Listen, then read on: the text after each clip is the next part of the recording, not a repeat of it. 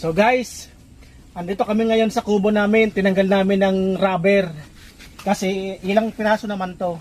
Sayang naman kung may lilipad lang. So ilang piraso to? 1, 2, 3, 4, 5, 6. So 6 na piraso. So 300 bawat isa. So sayang naman.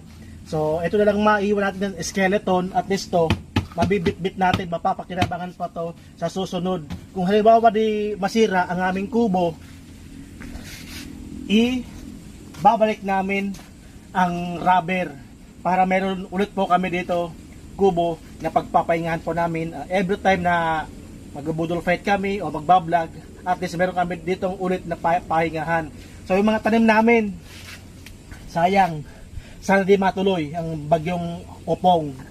Sana lumihis dito sa Bicol kasi maraming mapeperwisyo.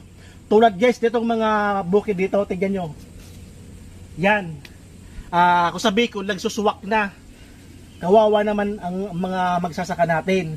So halos lahat kapag umano yung bagyo si Opong, yung lahat ng mga magsasaka natin kawawa kasi namumulaklak na yung kanilang mga palay.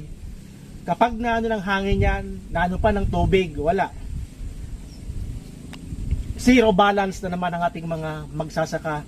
So sana pray tayo, sama-sama natin ipagdasal na sana lumihis doon na lang sa dagat mapunta ang bagyo para walang napeperwis yung mga tao. So at this moment po, eto, gumagawa kami ng paraan para di masira ang aming kubo. So please, ingat din po kayo, lalo po sa mga bahain sa mga lugar po ninyo o sa mga posibleng landslide. Iwas-iwas po tayo. So mag-antabay po tayo lagi sa balita para po updated po tayo kung dumating man po si Bagyong Opong. Muli po, God bless, maraming salamat. Ingat ang lahat.